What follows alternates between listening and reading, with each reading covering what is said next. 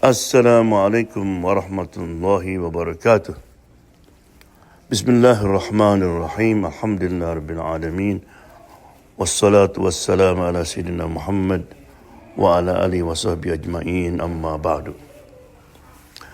Para pendengar radio Rasul yang saya cintai, Ibn Athir, seorang sejarawan Muslim yang terkenal,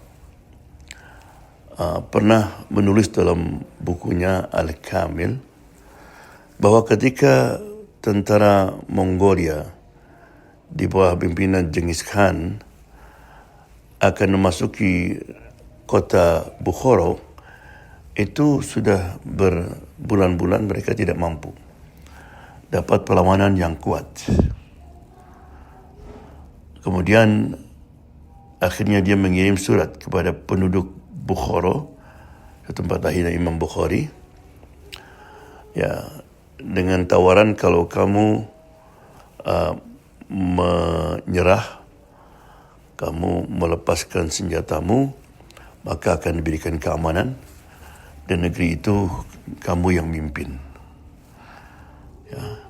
Kalau tidak, kamu akan terus dikepung. Akhirnya penduduk Bukhara terbagi dua.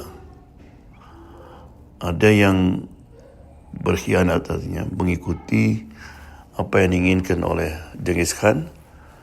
Kelompok yang satu lagi tetap dia akan terus berjuang melawan Genghis Khan. Nah, ketika Genghis Khan tahu ada kelompok yang mengikuti kehendak dia, maka kelompok itu dia persenjatai dan disuruh untuk memerangi kelompok yang tetap ingin berjuang. Akhirnya kalahlah orang yang setia dan berjuang itu, dan orang-orang yang khianat ini yang menang. Ketika terjadi peperangan antara dua kelompok ini, tentara Mongolia sudah siap di pintu-pintu masuk ke negeri Bukhara. Jadi begitu yang kelompok yang berkhianat ini menang, maka langsung tentara Mongolia masuk, dan yang pertama dilakukan adalah mencabut senjata yang dimiliki oleh orang khianat. Jadi kemudian Genghis Khan menyuruh kepada tentaranya untuk menyembelih orang-orang tadi itu. Kemudian dia berkata, kalau orang ini mereka berkhianat kepada kawan-kawannya sendiri, apalagi terhadap kita nanti yang mereka tidak kenal. Jadi itulah peristiwa yang terjadi sehingga akhirnya tumpanglah semua negeri Bukhara dan sekitarnya. Apa yang terjadi di zaman itu juga sekarang kita sedang menghadapi kejadian yang hampir sama, yaitu apa yang terjadi di Gaza sekarang ini. Di Gaza ini ada kelompok disebut dengan Al-Muqawamah, the resistant, yang terus berjuang mereka. Berkumpul diiming-iming dengan macam-macam, diancam, di boycott. Tetap mereka bertekad untuk berjuang sampai darah mereka yang terakhir. Nah, apa yang terjadi adalah merupakan pelajaran kepada kita umat Islam, terutama para pemimpin negara-negara yang dekat dengan Gaza. Hati-hati, musuh yang kita hadapi ini sama dengan Mongolia tadi, malah lebih lagi. Kerana musuh ini, mereka jangankan manusia yang dilanggar, perintah Allah pun dilanggar. Baca Al-Quran, gitu kan? Allah aja didebat ketika disuruh menyembelih sapi, macam-macam pertanyaannya. Berapa banyak para nabi yang dibunuh? Semua kebanyakan pertempuran terjadi antara kaum muslimin dan Quraisy itu di belakangnya adalah mereka. Kalau kita sekarang ini tidak membela kaum resisten Qassam di Gaza, kita nanti yang the next. Apa yang terjadi di Bukhara tadi akan terjadi sama kita. Oleh kerana itu mari kita sadar Mari kita topang mereka. Right? Dan orang-orang di sekitar itu mempunyai senjata yang ampuh sebetulnya. Mereka kalau memboikot saja, dalam embargo minyak dan sebagainya, itu mereka bisa goncang. Ya. Jadi itulah mari kita selalu membaca sejarah. Malah setiap hari sebetulnya ketika kita salat, itu Allah menyuruh kita untuk melihat sejarah ke belakang. Karena di situ ada 3 kelompok. Alladzina an'amta alaihim. Ya, yaitu mereka yang oleh Allah dikasih nikmat. Ini kelompok yang bagus. Ya, alaihim artinya ala nabiyyin, para nabi, para siddiqin, para syuhada dan para solihin. Ya, itu mereka yang mempunyai diberikan oleh Allah nikmat ilmu, kemudian mengamalkan dengan ilmunya. Jangan ghairil maghdub.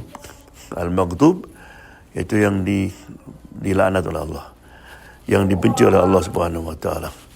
Kenapa mereka dibenci? Kenapa mereka punya ilmu tapi mereka tidak mempraktikkan ilmunya, malah mereka bertentangan, selalu berbuat bertentangan dengan yang hak dan mengikuti yang batil. Kemudian yang terakhir adalah waladolin. Itu golongan manusia-manusia yang beramal tanpa ilmu. Itu orang Kristen dengan perasaan saja. You have to believe. Ya, itulah. Ya, sejarah akan berulang katanya. Kalau kita jangan hati-hati. Banyak sekali ayat-ayat Quran yang menyuruh kita untuk baca sejarah. Ya. Penutup ada beberapa hari yang lalu ada orang Amerika masuk Islam. Ketika ditanya oleh imamnya, apa yang menyebabkan kamu masuk Islam? Apakah kamu pernah baca Quran? Kalau tidak.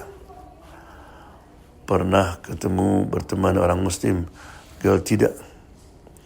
Tahu tentang rukun iman? Tidak. Rukun Islam? Tidak. Loh, gimana kok tanpa ada pengetahuan tentang Islam kamu masuk Islam? Dibilang, I saw the people of Gaza. Saya melihat orang-orang Gaza. Mereka mempunyai sesuatu yang saya tidak miliki. That is the faith, the iman. Ya, saya kagum dengan ketabahan. Jadi, I want to know what behind. Apa di belakang itu? Ternyata keimanan mereka, agama mereka yang mereka anut, itu yang membuat mereka sampai tabah seperti ini. Saya tidak, kalau terjadi sama saya, anak saya dibantai, rumah saya dihancurkan, negeri saya dihancurkan, saya tidak akan sabar. Saya akan lawan Tuhan itu. Malah saya akan mengatakan tidak ada Tuhan. Tapi ketika saya melihat orang Gaza, right, yang saya dengar, mungkin saya tidak mengerti, kata-kata seperti thank God, Alhamdulillah, hasbunallah wa ni'mal wakil. No, I know. Saya tahu bahwa apa mereka miliki itulah yang harus saya miliki supaya saya bisa hidup bahagia dunia dan akhirat. Subhanallah. Ya, jadi seorang non-Muslim yang menemukan rahasia orang-orang Gaza ini. Ya, mudah-mudahan Allah Subhanahu Wa Taala selalu bersama mereka. Mudah-mudahan Allah Subhanahu Wa Taala memenangkan mereka, insyaallah. Mari kita saling sadar, saling mengingatkan untuk terus menyumbang, menopang, ya, berjuang untuk mereka, insyaallah. Paling tidak kita jangan lupa untuk selalu berdoa kepada Allah Subhanahu wa taala. Allahumma aftah lahum fatham mubina. Assalamualaikum warahmatullahi wabarakatuh.